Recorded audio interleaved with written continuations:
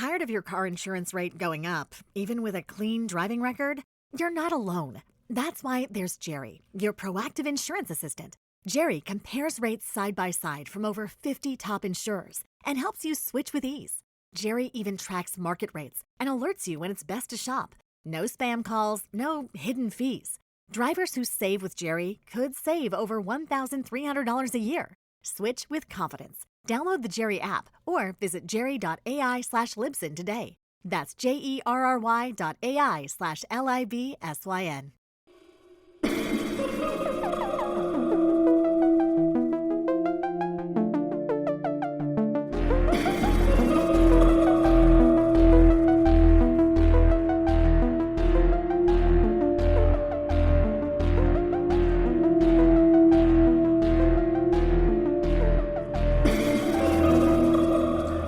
Welcome to Laughing in the Dark, an Are You Afraid of the Dark rewatch podcast. For 90s kids, Are You Afraid of the Dark was appointment television every Saturday night. It was a spine-tingling horror anthology delivered gently, befitting its Canadian roots. I am Dave, and I will be your host this evening. Also joining me tonight are my fellow members of the 930 Society, Aileen. Hello. Bryan. Yo. And Mikie. Hello. I'm going to stop you right here. Okay, go ahead. Your day. Don't Your day. Don't. I'm not going to respond to that. Not now, not ever. What I will say, though, hey, listeners, if you like this show, we're a bit into it now. We're like, what was this, episode 75 or something? Yeah. Mm-hmm. If you like this show, we sure would appreciate it if you give it a big thumbs up on whatever your social media platforms of choice are. Maybe you share it with people. Maybe you give us a little bit of a review.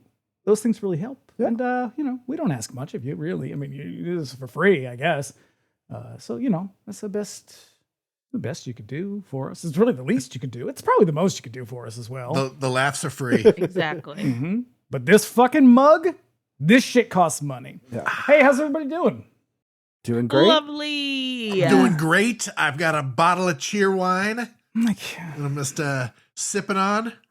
I've never had cheer wine. Is that Aileen, it's delicious. It's delicious. I don't know. Everybody else in the room seems to not be as excited. It's a cherry flavored soft drink. Okay. May or may not include Clamato. See, this is just a thing we do. Who's to say? This is just our bit. It's our bit from Bring Me the Axe. I get a bottle of cheer wine every now and then, and he calls it toilet wine. And it has nothing to do with toilets Or prune wine. But is it like cherry cola or specifically just cherry? It's like it's cherry flavored, just cherry flavored soft drink. It's red. Mm-hmm. And so like medicinal, does it give you like NyQuil vibes? Because sometimes cherry gives NyQuil. No, it's delicious. We'll drink some cherry wine. Oh yeah. We don't have to take our clothes off to have a good time. I'm gonna get hit with a fucking copyright So thing. whenever I'm out and about, if I find a cherry wine here in San Francisco, I'll buy it and see what's up. Well, And then give my review. All right. Next time. Don't. You'd be hard pressed to find cheer wine in San Fran. Really? In Frisco. It's sold primarily in North Carolina. Oh shit. Which explains a lot about it. I have to have it mailed to me. Wait, are you fucking kidding me? Did you actually order that from the South? Yeah, man. Wow. I once wanted to get some beer sent to me from the South, from a brewery called Ouzelfinch. Mm-hmm. I couldn't do it. No. You, on the other hand, can get prune wine sent to you for what? Nothing. It's a soft drink. There's no alcohol in it. Y'all know I don't drink. Yeah. Whose problem is that? That's my fault. I didn't make it. What's happening? I don't know. We're completely derailed because of the cheer wine. Well, it's my fault. I shouldn't have asked. Well, hey, look, everybody. Tonight we're going to be talking about an episode called "The Tale of the Pinball Wizard," which aired on Nickelodeon in the United States and YTV in Canada on November 14th, 1994. Right around Thanksgiving. So in this episode, this is a Thanksgiving episode. This is the season finale, the season one season finale. We have made it through a full season. Wow. Yeah. Congrats to us. I know, we did it, guys. I also like that it was 13 episodes. That's kind of cool. Oh, spooky. What's this episode about, you ask? You didn't ask, but I'm going to tell you anyway. In this episode, a kid named Ross, who is kind of a jerk, convinces a store owner to let him watch the store while the guy takes an unreasonably long lunch. But as soon as said guy is out the door, Ross immediately betrays this man's trust and puts his entire livelihood at risk by becoming engrossed in a pinball game rather than paying attention to the counter. And for all of this, he gets sucked into the game itself and has to perform some incredibly stupid tasks to win the pinball game, which is not a thing. You don't win pinball. It's just a game that goes on forever. You just hit the ball until it goes down the tubes. Yeah, exactly. So what did everybody think of this one? This episode is dog shit. They saved this. They saved this one for the finale. There's they were like, we're gonna go out with a bang, y'all. There's no story. They should have just put this one out up front and maybe did like the Tale of the Dark music as the finale. That's For sure. You know? I have no memory at all of this episode. Not at all. Even though I was like, if back in my day, if I saw that young man, he would be Crush Central. He looks so much like that the kid that was in the Sandlot, like the main Benny? hot kid from the Sandlot. Yeah. I had a crush on the other kid from the Sandlot. Which the nerdy one? Oh, sure. Again, explains a lot, probably. I mean, it was either or. You'd go for the little like, hey, I'm lit, or you do the nerd. And, but the nerdy one turned out to be a spousal abuser. So I guess you win. Yeah. It's a competition. Is it? I do. Yes, I think I so. guess it is now. He looks so much like him anyway. So I was like, oh, Aileen would freak out over this boy if she saw this episode. So I know I didn't see it because I have no recollection of that young man. I do remember. And also, this was a bad episode. It's not a good one. For somebody that loves video games, I love video games, and I was like, what are they trying to do here? Okay, I think that's the biggest problem. See, I do remember this one, probably because it takes place in a mall, and I think every kid wanted to get locked in the mall overnight, but like, not really, but kind of. But also because there's super soakers in it. And super soakers were really fucking hot in the 90s. Yeah. Especially that one. That's like the deluxe super soaker. That was a fancy Francois. That's like an A15. Yeah, like that's the one that your parents would only get you for like your birthday or Christmas, but we get at Christmas because it's too cold out. Yeah. I remember seeing this and I remember fucking hating it. But it wasn't because it was scary. Is it because of the girl's dress? I get it. Yeah, I was a baby gay, and even as a baby gay, I had enough sense to know that dress was fucking hideous. I love the dress. Oh my God. I think the big problem in this is they were like, oh, it's a pinball game. Like, you could have picked anything. Why did you pick pinball? Yeah. But it's very weird. Well, it would have made more sense if it had been like a different game. Well, that's the thing is, why didn't could they not have just built like a fake coin op or like arcade cabinet? Because that makes more sense. Because this one has like levels and objectives and stuff like that. Right. They immediately get about to like pinball, and it's like, have y'all never seen a pinball machine? I have a lot of questions about the people who write this show after this last couple rounds. They're all like 80 years old. Yeah, it's very strange. There's some weird shit coming up in this little batch. Yeah. So once season 2 begins, it's like they've gotten a little bit more money. You can tell their production value goes up a little bit, and they're like, "Ooh, let's really have some fun." Yeah, now's our time to shine. There are some changes in season 2 that I am not okay with, but I'll save it. I think I know what one of them is, and I don't care for it either. Well, anything else we want to say? Anyway. All right. Well, if there is no more to be said, I think it is time that we dim these lights and tell these tales. Submitted for the approval of the 930 Society, this one's called The Tale of the Pinball Wizard. We open on Dave having a moment of sheer ecstasy as he plays his Nintendo Game Boy. Is David about to reach climax up in these Nickelodeon Gross. streets? Well- Because Jesus Christ. That's a possibility because I would His say eyeballs were like, he's about to achieve what the French gamers refer to as the little death. Oh boy. le petit mort. That is until Eric reaches over his shoulder and presses a random button, which, I'm going to be honest, super rude. Do not touch other people's shit, especially while they're holding it. Yeah. What the fuck, Eric? Respect the game. Yeah. So he ends up, I think, either resetting it or turning it off or something, because it just makes like a noise. It's the Atari Pac-Man sound effect. Is that when Pac-Man dies? I pick that shit out every time I hear it. It's so recognizable to me. Very, yeah, it is. And I think they're going to use it a lot. Because, you know, I think that whatever that sound effect library is, like, yeah, I just did everybody it. had it. That was real good. Thank you. Very nice. Anyway, so then he apparently loses the game or whatever. And so Frank rips it out of his hands and says he'll get whatever the thing in the game is. We don't actually know what game he's playing. But then Kiki rips the Game Boy out of Frank's hands because she's just one of the dudes. Representation matters, Dave. I know, she's one of the dudes. Finally, though, Gary has to be the adult in the room because he's very mature. And he takes it from Kiki because he wants everyone's attention because he's got a story to tell them about the game beating you. Oh, no. Or something. Something like that. Yeah, also, this is Gary's story. Hey, Gary, this better not suck. Okay, easy. How dare you? Don't speak of our beautiful husband Gary and his floppy hair in such a manner. The Midnight Society is always talking shit about his stories. It's true. And I mean, granted, this one was not good. So Gary, I think you're on thin ice, my guy.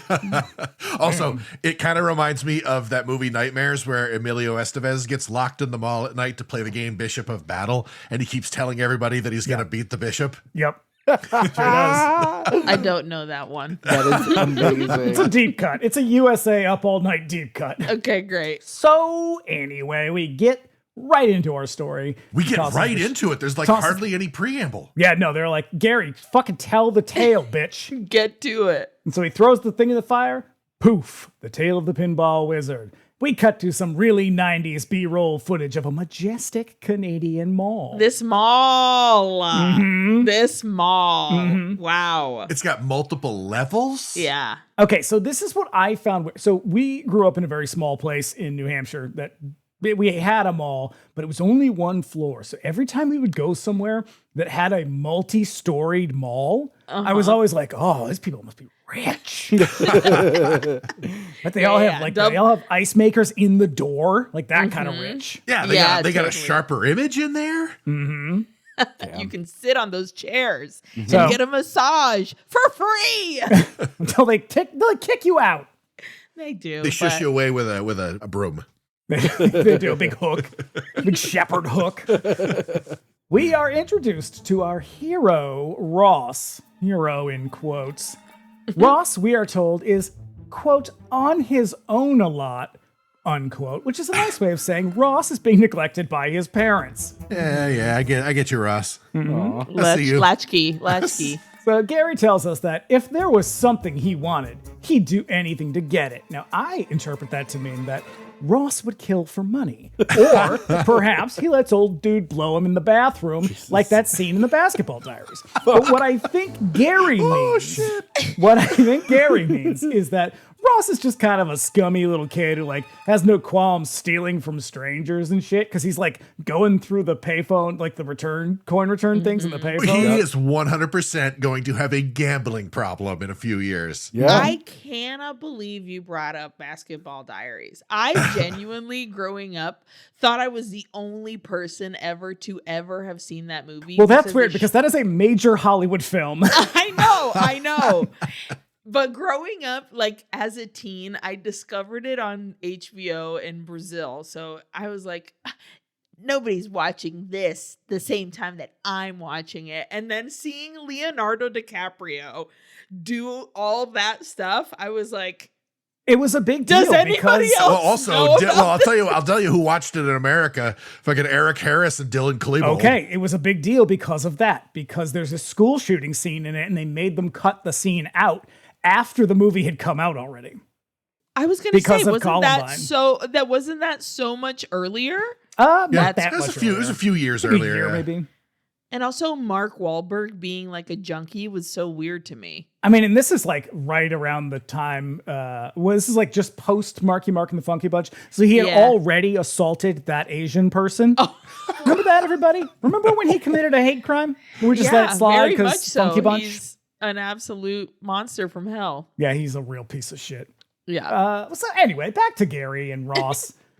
It turns out that Ross is so desperate for cash that he's willing to steal from a fountain in the middle of the mall, which leads to a fight with a homeless lady over a quarter. Now, What, you say lady, but I swear to God, that's a 13-year-old, like, dressed in rags. really? They look like a child. I mean, she comes back. I mean, it looked like somebody right out of A Christmas Carol, first of all. She looks like a 13-year-old version of the dumpster witch from Mulholland Drive. Kind of, yeah. The nun. You mean the nun? Yes. Bonnie Aarons? Thank you. She has a name. Have some respect. Well, he ultimately gives up his fight with the 13-year-old dumpster witch when he gets yelled at by the cycloptic security guard. Ross has a very weird life, it seems. And so finally, like after he loses his quarter, Ross runs up to the second floor, because Smalls goes second floor. Rich. And he goes to a store called Olson's, which is a store that sells... I honestly have no fucking clue what this store does. Given his degeneracy, I assumed it was a pawn shop. It has a pawn shop vibe, that's for sure. I believe this old man and this store is owned by Spencer Olson, the guy who invented Spencer's. 'Cause this place definitely has a back room with a dildo porn space. Give it 3 years, and there's gonna be a whole wall of posters that you put up, and they shine with black light. Black light And- posters, Yes. penis-shaped pasta, morbid merchandise. Thank you very much, Spencer. Thank you. And so I believe You gotta this keep is- me in toys, you know? This is the very first store of Spencer's called Olson's at this point, but I believe the old man is named Spencer Olson's. I like how committed you are to this lore.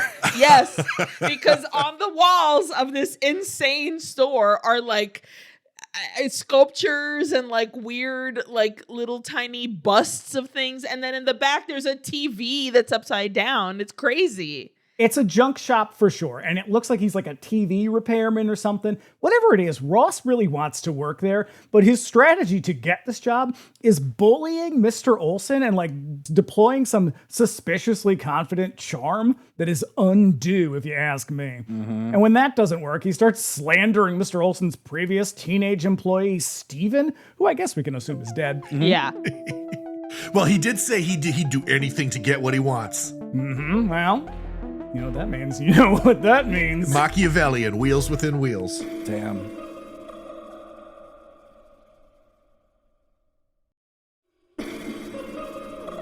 Now, Ross notices something that is in the corner. It is covered by a tarp. And so Ross starts snooping through Mr. Olson's shit, which is very rude. And he finds a new pinball game underneath. And this is when I realized that Mr. Olson runs a pawn shop / Spencer's / arcade. I Shittiest guess? arcade I've ever seen. Yeah, it is incredibly strange looking. And so that's why I didn't clock it the first time. Absolutely. So Ross lifts up the thing, and Mr. Olson's like, "Get the fuck out of here! You're a jerk, and you don't work here, and your parents don't love you. And go out front and play the pinball games out there." Now, very strangely, right after he tells Ross to do that, Mr. Olson comes out of the back room, and he's like, "Well, time for me to close up." And I was like, "But you just told him to come out here and play some fucking pinball, and now you're leaving." But he has to close for an hour because he's going to take his lunch. To me, I think an hour-long lunch for a failing arcade is a very long time.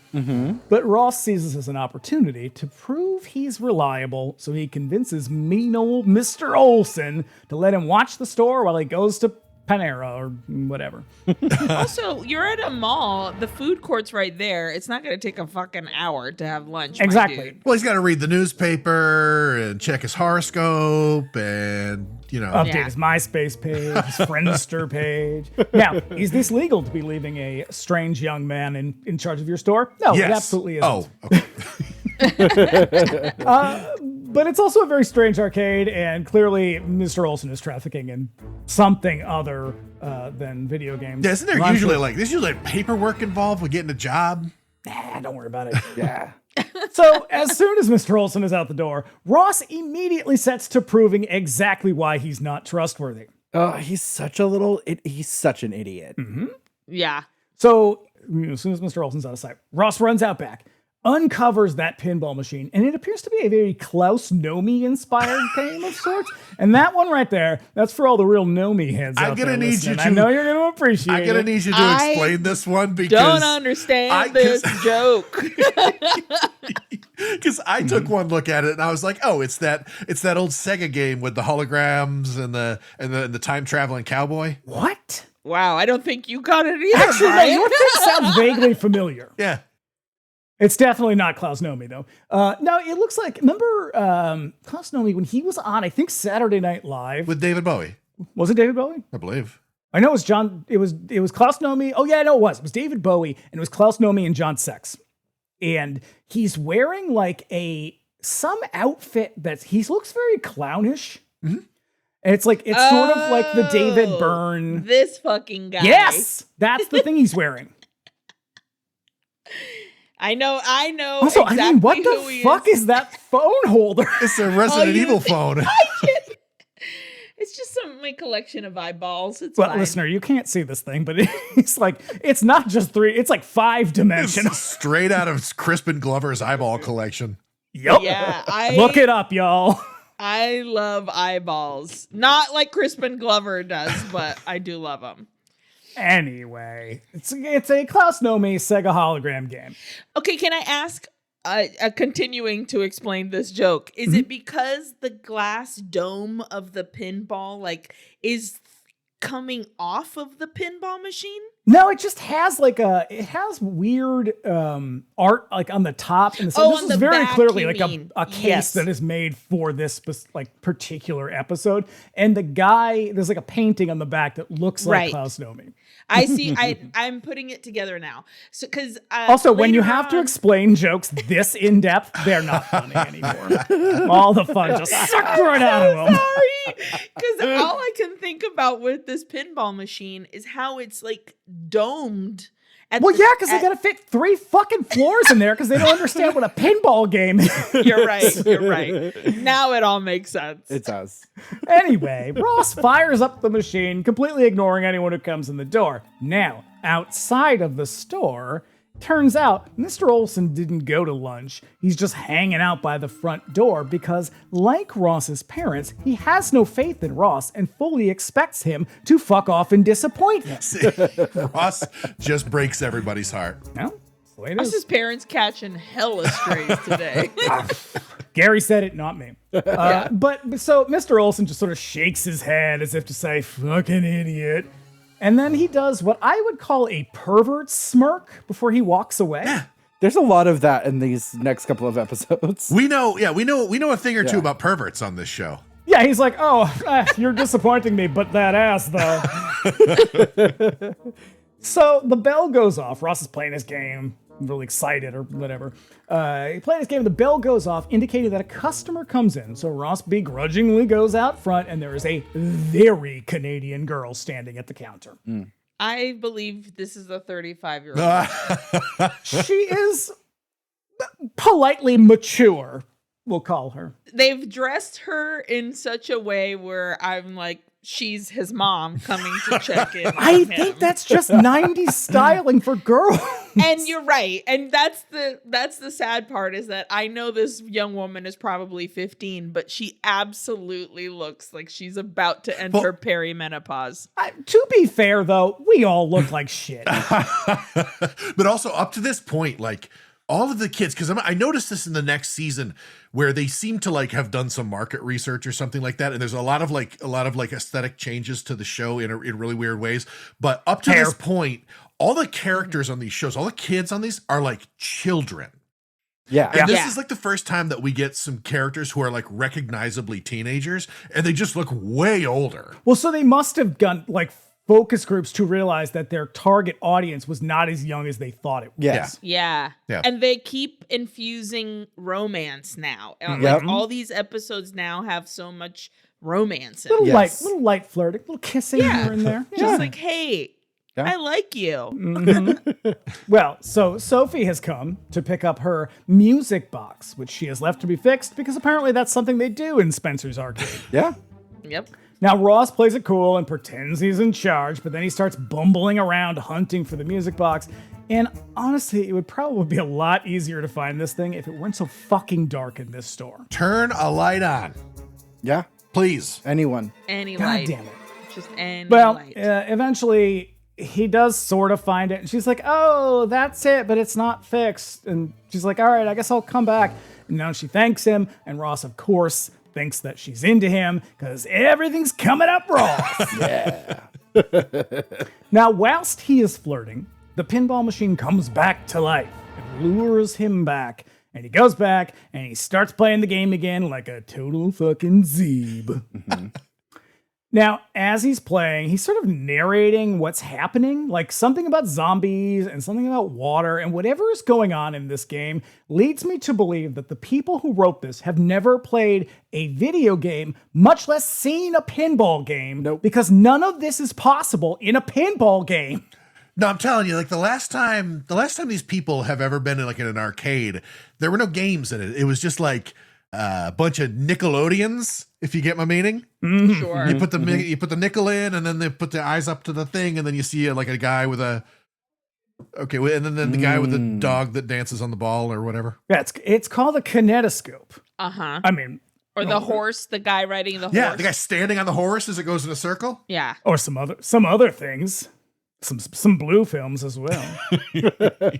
If anybody is ever in New York City and they need a museum to go to that isn't, a fancy schmancy art museum, go to the Museum of Moving Image where they have all kinds of those like machines and Nickelodeons and kinetoscopes and all that shit. And it's so fun. And it's my favorite museum in New York ever.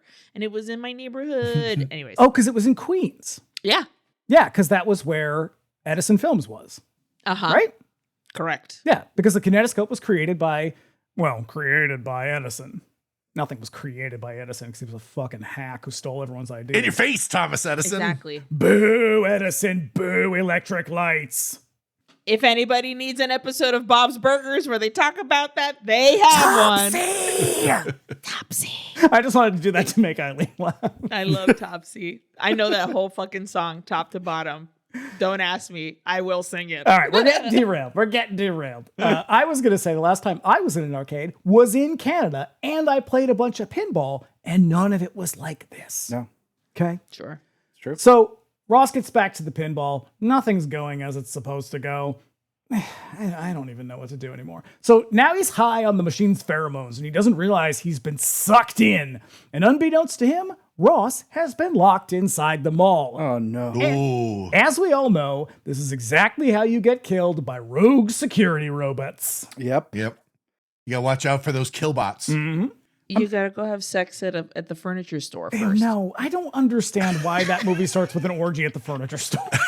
That's a different show. Catch it on Bring Me the Axe. Or the other thing we did immediately after. Panicked because he is locked in the mall, Ross tries the doors and they don't open, but then he hears the payphone ring and he runs to answer it as though that one call is like his only chance to escape the mall. Ross, there are many phones. They also call out, you dumbass. And we know you have quarters since you've been stealing them all out of the fountain. Yeah. Hello. So he answers the phone. And he immediately launches into his explanation of how, like, he's locked in the mall and somebody please help. But a dude cuts him off and says, got an umbrella? And at first I thought this was going to be a riddle thing. And I was like, uh-oh, Aileen. But it turns out it's about to rain quarters or perhaps loonies. Those are not the same thing. But if these are quarters, they're gigantic. Yes. They're toonies all the way. Also, fuck pinball. Buy weed. Buy weed. And then play pinball. Do both. Honestly, what did I do last time I was in Toronto? You bought weed? and played pinball. With toonies. Nice. So Ross sees all these quarters falling from the sky, and it never occurs to him to ask, why is it raining loonies and or toonies? And whose money is this? Yeah. He just jumps in because he's a dirtbag thief and starts stealing all the money from the fountains. In jeans. In jeans. Yeah, in and jeans. Like, sneakers. Like fucking RFK Jr. just dives right in. He's an actual psychopath. Because I that agree is entirely. disgusting. Sensorial nightmare. Go fuck yourself. How no, dare like that you? shit. He's gonna be wet. Like his feet are gonna be Ew, swamp ass. They're gonna smell like shit. It's like when you see Horrible. people jogging in jeans, and I'm like, what the fuck is wrong with you? I had a roommate once, and she was lovely, but her shoes got wet once, and she got nose blind to the fact that she smelled like she was rotting. And I felt real bad about it, but it was awful, guys. Horrible. I once went to Universal Studios with Johnny a few years ago, and we went in like one of the rides that splashes you. He is a sweet prince, and you better not say anything mean about him. I will say, Johnny, no. And my shoes got wet, and when I tell you, we kept walking because it was the middle of the day. Yeah. That weekend, the end of that weekend, my Adidas shell tops, I had to chuck them because they were disgusting. Yeah. With Jurassic Park water fucking floating in there. Vile. Yeah. Real bad. Yo, we are 5 minutes into this episode. Just so everyone knows.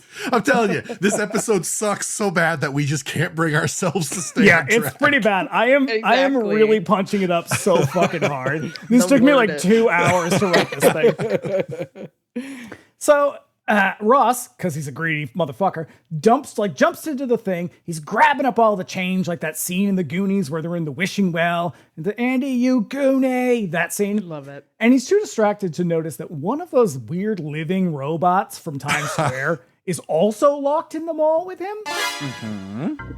And I don't know.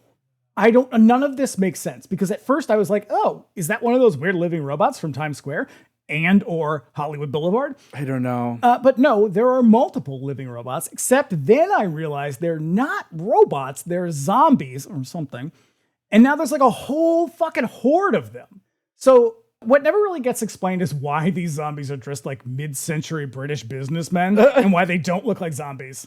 You know, it's like he's trapped in a fucking Magritte painting. Oh, we are going real intellectual. We're going highbrow for this one, y'all. Klaus Nomi, Magritte, Aileen at Universal Studios.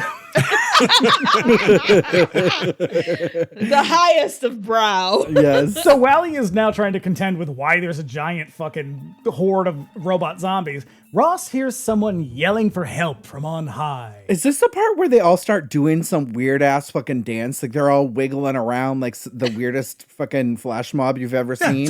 Annie, are you okay? Annie, are you okay? Are you okay, Annie? This whole episode is getting pulled multiple times. So multiple copyright So many violations. copyright strikes.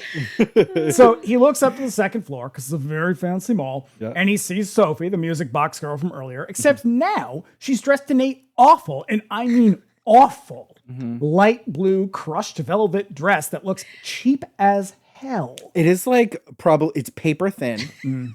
This is some Spirit Halloween shit. Yeah. Yeah. You could get that shit on like Shein for like $1.99. Oh, let it out, Aileen. Let it out. You guys are crazy. This is 90s peak Guinevere chic. Where do you wear that in the 90s? Oh my God, you wear that to the Lilith Fair.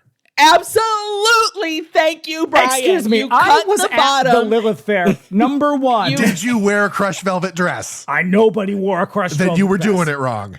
You have to cut that bottom off, have it be like a short dress. Okay, you can't act like it's the chicest thing in the world, and you have to restyle it. She's like Project Runway over here. Listen, I can do whatever I want with my crushed velvet Guinevere wannabe dress. I'm going to cut it and then sew a border and then wear a combat boot and a cool jacket. And then I'm going to go listen to freaking Sarah McLachlan sing about angels, okay? I am so glad I don't have to edit this episode. Well, She yells from on high in her cheap-ass dress. Help me, Leon! Leon! Help! Everybody keeps throwing her in my face. Listener, if you don't know this, I'm a big fan of Resident Evil. What I'm not a big fan of is Ashley from Resident Evil 4. I would prefer to let Ashley die every single time. I think that saving her is a mistake. I think that you can stop the whole Las Plagas plague, which I guess is the plague. Correct.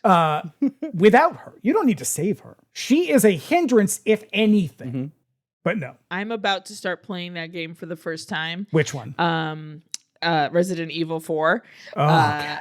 It's one of my favorite games. I know that it's very popular, and I know that she is one of the most hated people on the planet. The worst.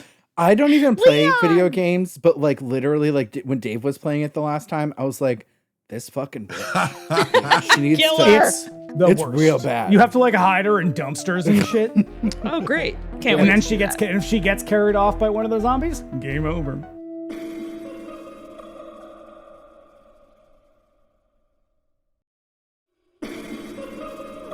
So anyway, Ashley yells, "Help me, Leon, get the tiara!" And then she drops a key to the floor just before a suspiciously cycloptic Ren Fair actor grabs her from behind and drags her away. No. Beset on all sides by zombies, Ross jumps into the fountain and starts splashing them because if nothing else, Ross is a playful kind of guy. Turns out, zombies are hydrophobic and they all run away, giving Ross the opportunity to grab the key. They all have rabies. I think that's why they were doing Because the animals? funny dance, because there was water on the ground that they're like, we can't touch it. Oh no. You have already that's- put in more effort into this storyline than the people who wrote the episode. So, considering what Crushed Velvet Sophie said, Ross goes off looking for a vault, which he interprets to be one of the lockers, because there are lockers in the mall for some reason. Look, I love Canada. I don't get why you put lockers in the mall. Put your bags in so you don't have to carry all your stuff around. Maybe it's for like employees. Maybe. I like both of those. I mean, I guess they're fine. They're better than what Ross finds in the lockers. Because I mean, they got showers in Chopping Mall. that's true. Because ladies got to get sexy in the mall, too. So Ross starts rifling through lockers, opens one of them, and something inside fully pukes in his face. Now, It's Reagan McNeil. Yep. it does it looks like someone just threw a whole pot of pea soup with ham and carrots in his face. Or it was like maybe like watery baby food. And the point is, this scene doesn't actually have anything to do with the rest of the story. No. Anyway, now covered in baby food, Ross checks the other lockers and eventually he finds a very ugly headband that I swear we've seen in another episode. Oh, totally. Tale of the Hungry Hounds. Maybe? Do people still wear headbands? She's got the bump it. You guys, this is a headband that there are, I'm going to say, gazillions of them throughout this fucking seasons, because that was and the epitome of every young 90s girl headwear. I had thousands, I believe, and I'm pretty sure every other girl in the world also had thousands. So they may seem similar, but trust me, like snowflakes, they are individual for all of us. Ugly headbands, crushed velvet dresses. Yes. Well, he gets the ugly headband, and it turns out that unlocks the next level of the game, and the escalator starts moving, because Ross apparently can't use the stairs. Seriously. So he gets up onto the second floor. Ross looks into his pocket and finds that the quarters he stole earlier have turned into marbles. Also, it never occurs to Ross that those quarters he stole were quarters that people threw into the wishing well, and that he has stolen not just their money, but their wishes, their hopes, their dreams, their futures, Yeah. their loves. I don't know. He's a sociopath. We already said this. Well, he hears Sophie yelling again, and he begins chasing her through the mall, but then he gets interrupted by the old witch from before, who was apparently 13 years old. We can interpret her to be the homeless lady from before, which kind of makes it even a little bit worse. I'm pretty sure there's a gas leak in the mall. Totally. Well, he chases her to like one of those weird corridors behind the stores, and she starts blowing in his face, and you can tell by the look on Ross's face that her breath might smell like chili and Steel Reserve malt liquor. Maybe steel cigarettes. I love that there's like stuff flying around, but his hair and his shirt like remain absolutely still. I don't know what's happening. He's a G, and his hair is black to the He's gods. a G. Well, his hair, this is the 90s. Yeah. His hair is fucking Okay, plastered hair, sure. down. Yeah. Yeah. But at least the shirt could be like just a little. They don't have money yet. Yeah, they don't. You're right. So Ross retreats in disgust as he's blown out of the hallway or whatever, and he's back into the mall. And yet the witch has now, I guess, teleported from out of the hallway, and she's standing behind him, and she steals the ugly tiara, and then poof, she's gone.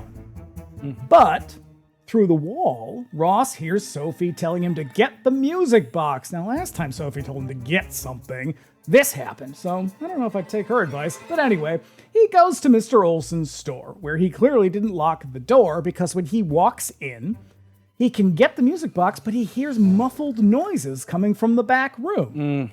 Spencer back rooms always have muffled sounds. No, to me, muffled noises in the back room means get the fuck out. Yeah. That's a tomorrow problem. That's a Mr. Olson problem. Totally. Okay? Not Ross. No. He's hoping there's money back there, something he Yeah. can steal maybe. Well, also his old mistress, the pinball machine, was in that room That's before, true. so he has to go and save that little minx. Well, this time, he goes into the back room and he finds Sophie chained to a chair. And he starts unlocking her and he's asking her all these questions. Sophie is suspiciously hurried and evasive. I feel like this would have been a good opportunity for a red herring. Nope, it's just Sophie. It's fine. Don't worry about it. So he gets her unlocked, they find the music box, but then they're interrupted by a man in an executioner's hood who tries to kill them. And at this point, I'm thinking, why are there so many people in this mall after it's closed, and yet not a single one of them is there to clean or do any inventory? Where's the cleaning crew? My French fries are on the ground. So, from afar, Ross and Sophie see the old witch, hag, 13-year-old homeless lady hobbling along on the other side of the mall, very excited to have taken the tiara.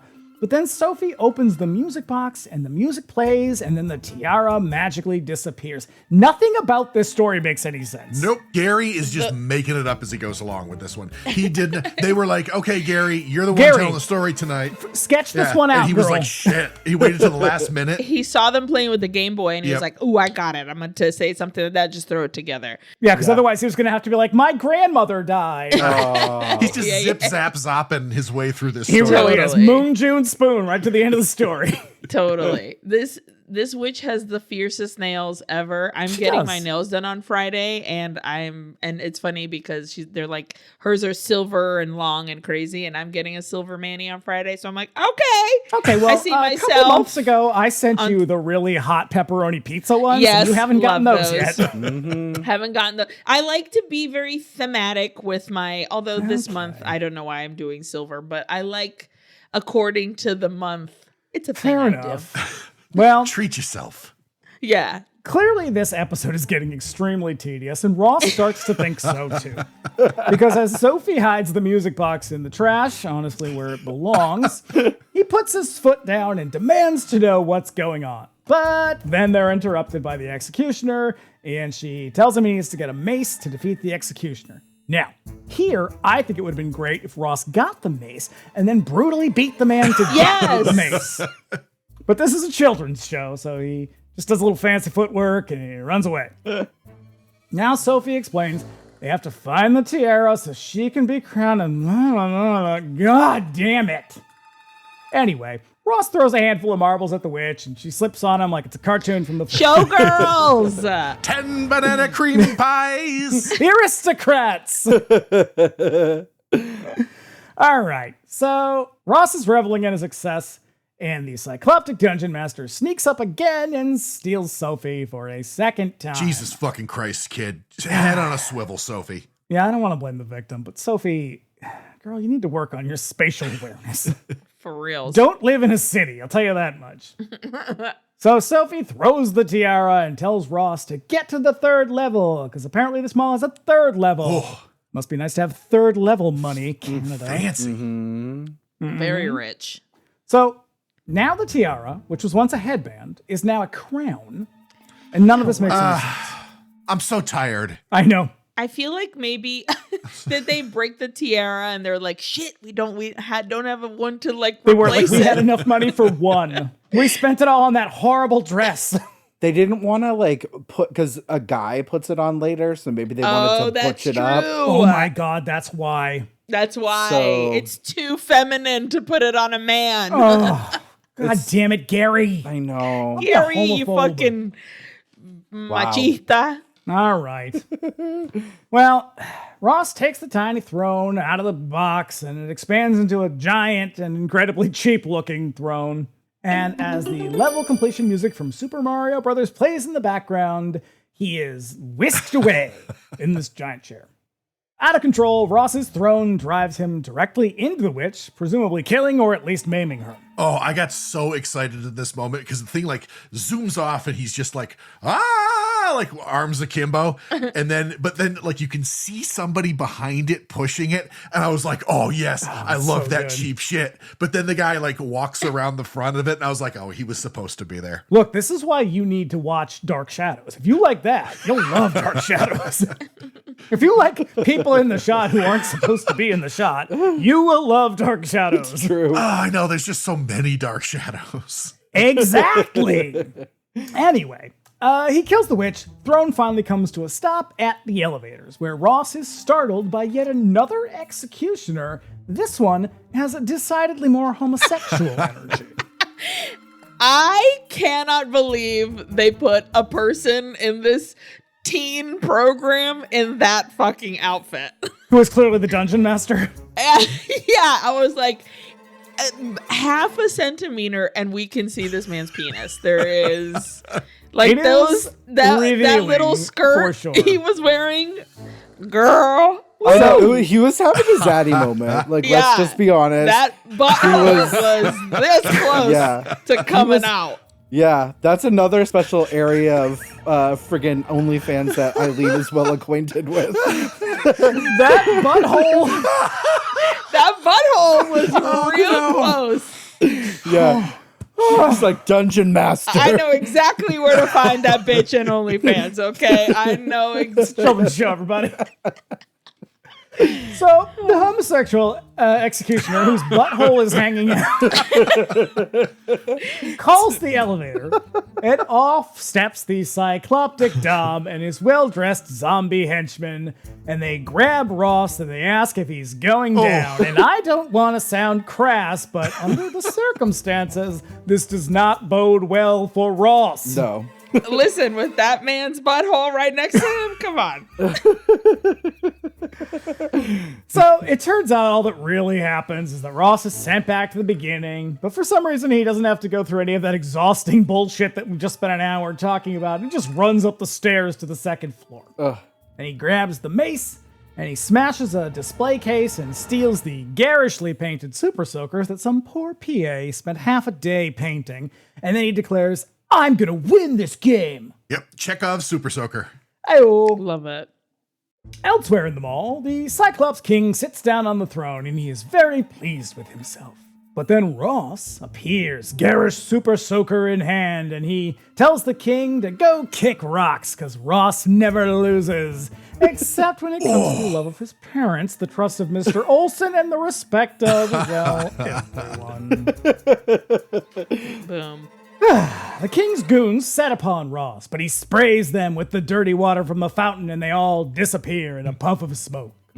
Now, thinking he has won, Ross lets his guard down, which is when he is attacked by the Cyclops King, who maces the squirt gun right out of Ross's hands. But what's this? Ross had a second gun and he squirts the right eye of the king, just like the scene in Basketball Diaries. Oh my God. And with that, Ross has won the game and the girl.